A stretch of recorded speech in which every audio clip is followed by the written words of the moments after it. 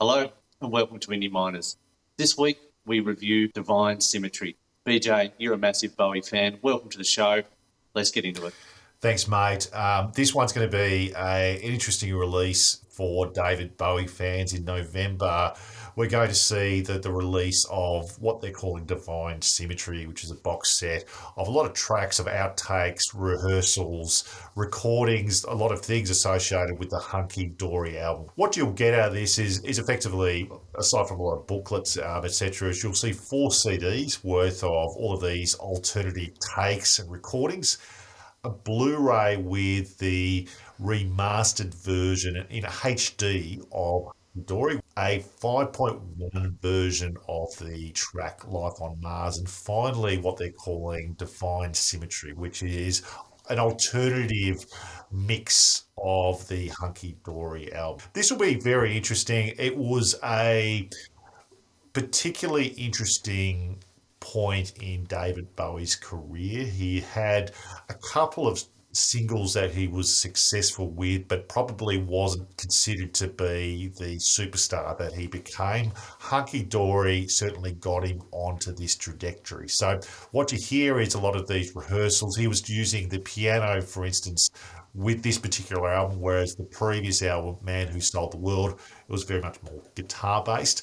And I found it interesting that a lot of the things that he was performing live in front of their audiences or on the radio were for the songs that weren't going to be released for another 6 months. There is a lot there. It is very much a historical artifact.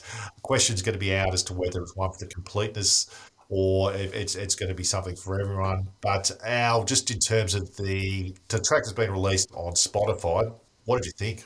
Yeah, look, I really enjoyed it. I'd personally never heard the track before, and interesting little tidbit that you told me before, mate, that the band, the Kooks, actually named themselves after this particular track and covered it originally. So I really quite enjoyed it. I mean, anything recorded in the 70s sounding on a 2.0 kind of system here sounds fantastic. So I thoroughly enjoyed the song, and I'm very much looking forward to what's going to be released in November. And you mentioned the 5.1 version, so I'm really keen to kind of hear what happens there, because I was really excited and really enjoyed the Animals 5.1 re-release recently. So I mean, jury's out for me if it's going to be bang for buck. I mean, these remasters, reissues cost a lot of money, but obviously the fans are out there that really enjoy this type of re-release, so they're prepared to pay the cash. What are your thoughts on it, mate? I agree. I'm very interested to hear what Divine Symmetry is going to sound like. And by the way, just on that,